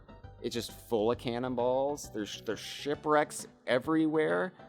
If you're looking for a cannonball, you could probably get on whatever version of eBay they have and just bid on one. But, okay, we'll use a bowling ball, sure. Okay, let's give it a go. Ready? Aim. That's too many ellipses. I don't like it. Oh, and Dixie's just like, yeah, sure, I'm gonna jump in too. Why the fuck not? And here we have, oh, it's a cannon from DKC 2, or it looks like that anyway. So now we're up at Sky High Secret, which is just being held up by a crane. A crane that was pulled, that pulled a piece of ground out of the earth.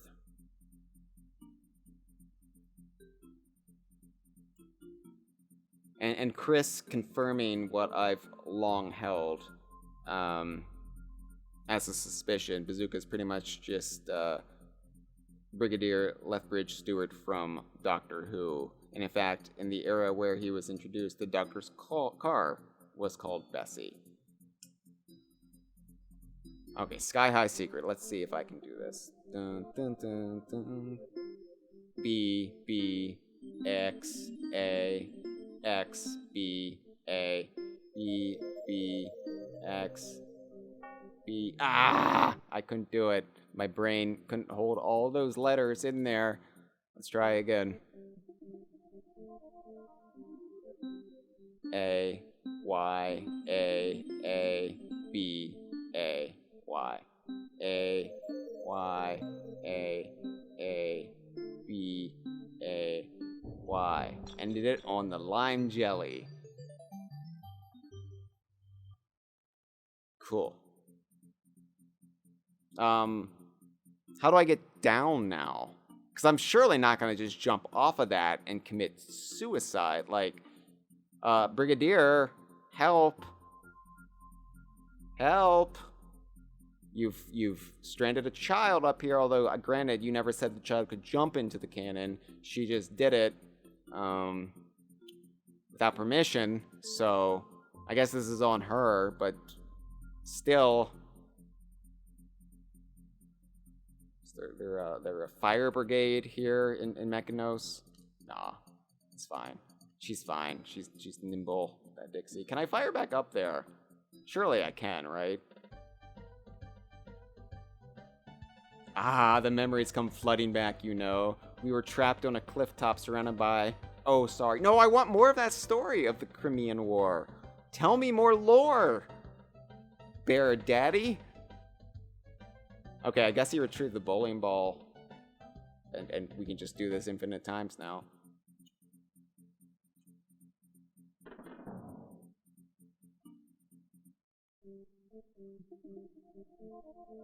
Oh, and I can replay these too. No, I can't. I can't. She just goes in and says, I've done this, and she leaves. Okay, cool.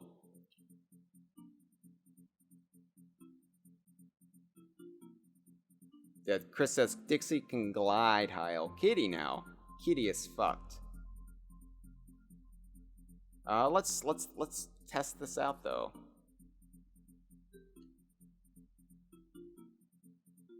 Because I want to. I just want to see Kitty do this. I'm sorry. I know this is a waste of time, but that's part of the magic of the DK Vine done slow conceit. Actually, you know what? It's not as fun if Dixie's tagging along. It has to be just Kitty.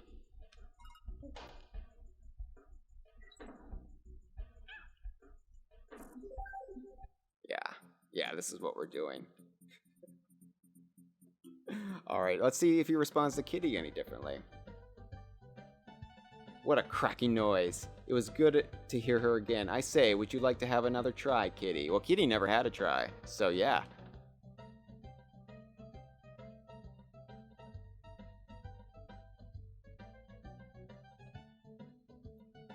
And I just want to see Kitty fired out of a cannon up into the sky.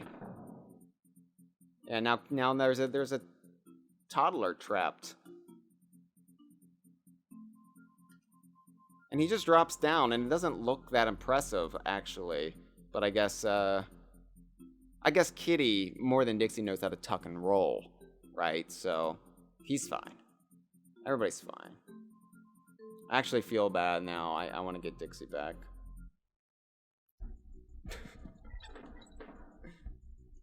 Sorry about that. Sorry about that, Dixie.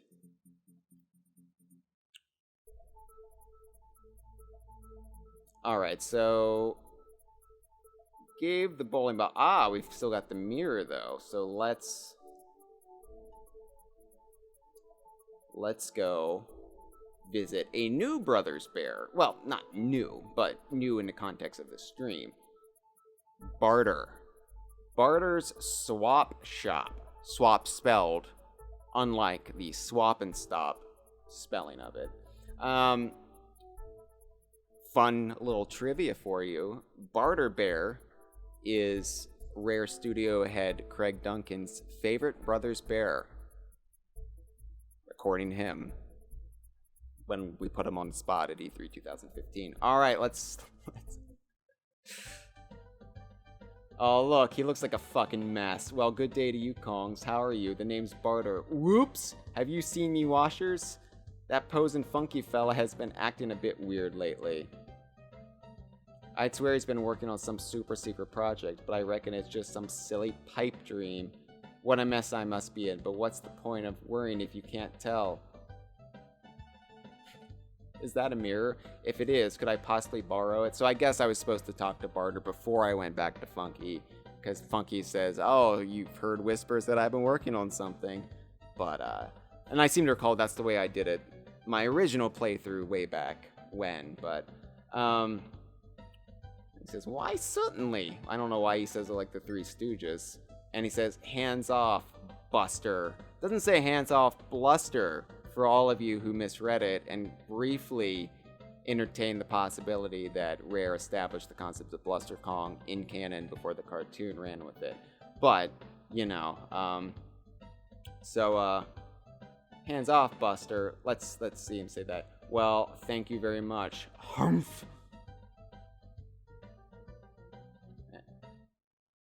So, yeah, Barter Bear, he runs a swap shop. He basically runs a pawn shop, right?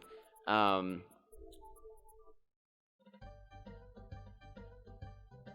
we go back. Dirty? I'd take a look in a mirror if I were you. Is that a mirror? No, you called me dirty. Fuck you. No, we'll do this right. I just want to see the dialogue options, really. Barter's got a bit of an attitude. What a mess I must be in, but what's the point of worrying if you can't tell?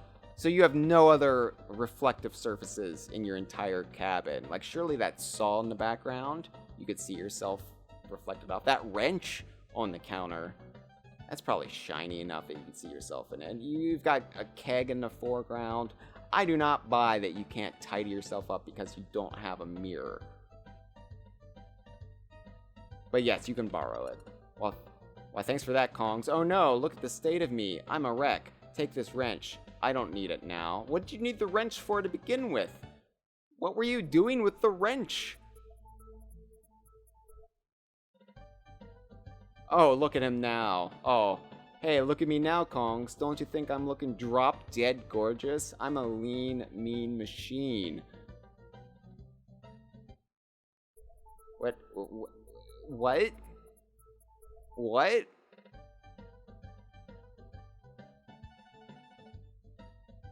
Yeah, no, yeah. You're a real bilf now, Barter.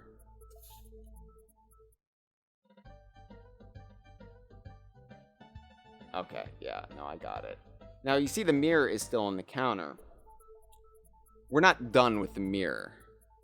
And Barter is clear on that when he just says borrow. Now, we can't do anything with it now, and Barter is gonna want to keep himself looking presentable for the time being. But, yeah, so yeah, the Brothers Bear. So, up over here is Razor Ridge. Now, we only have 8 minutes or so left in the stream, so I don't know if I want to start Razor Ridge today. But we'll just take a look at Razor Ridge. Yeah, it's the cliff world, and you've got chair lifts going back and forth down below, but not up top. And we'll deal with all of that next time. But let's see, what else can we do? Well, probably not a whole lot now that we've finished all the bear task for the stream, but I don't know, I'm just gonna amble about for a bit. Maybe yeah, I'll do another round of Swanky. That's what we'll do.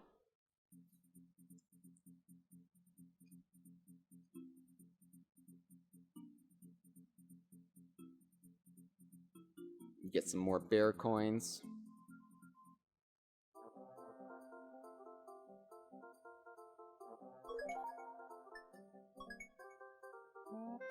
Should be really good at this now after Bleak. Hehehe. This is gonna be like taking candy from a baby. It's a weird thing to say, Cranky. Especially to a baby.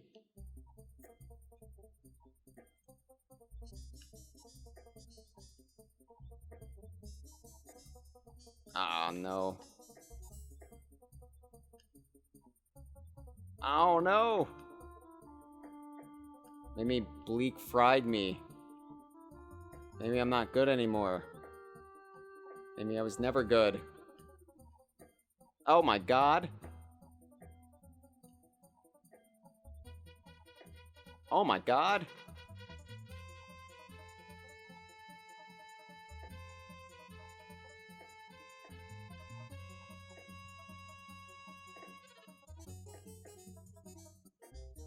Well, I still won. I didn't get to 25, but I still won.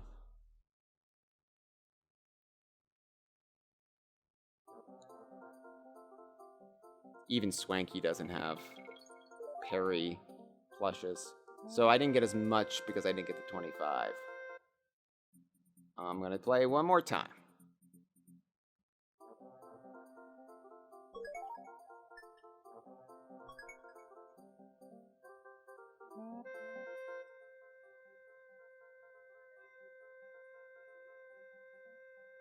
Okay. Actually, Diddy is the one who likes red.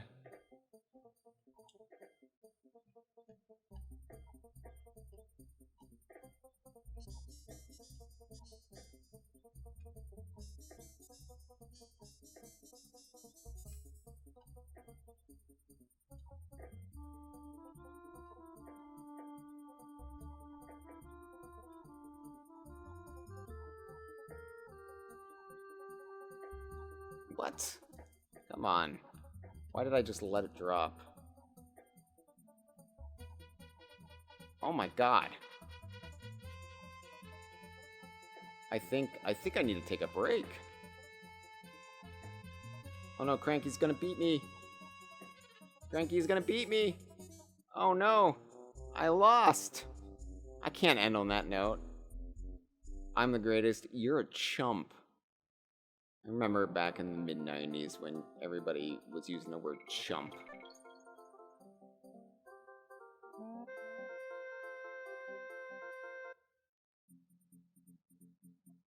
Alright, one more time, because I can't end on that note. That sucked.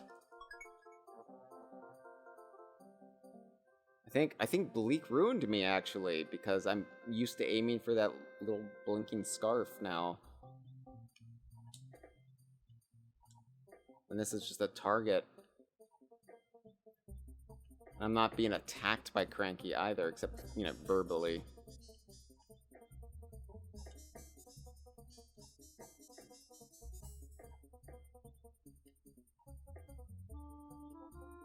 Ah.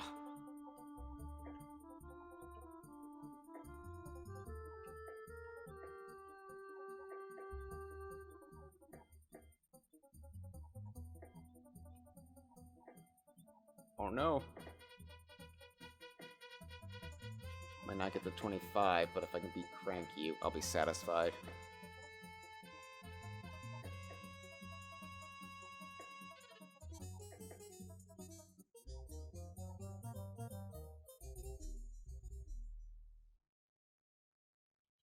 Alright, well.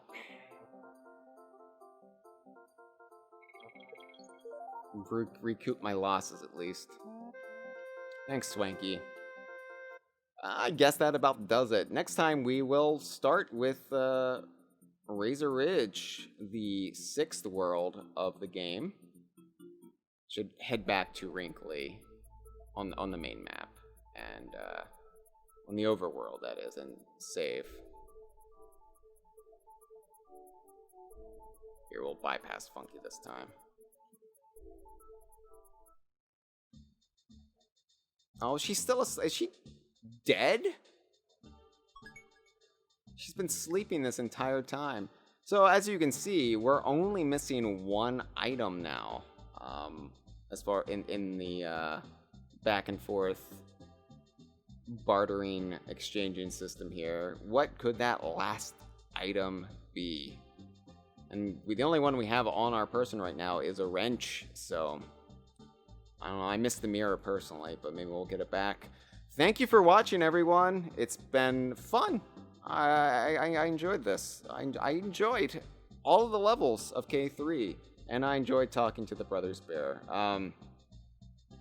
Anyway, be sure to tune in Sunday for DK Vine's Stream of Thieves here on Twitch at 11 a.m. Eastern, 8 a.m. Pacific, 4 p.m.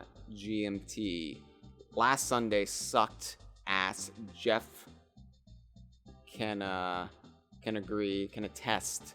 Dre can as well. We got sunk so many times by the Galleon of Cum. So that was their name. That was the Galleon's name, the Galleon of Cum.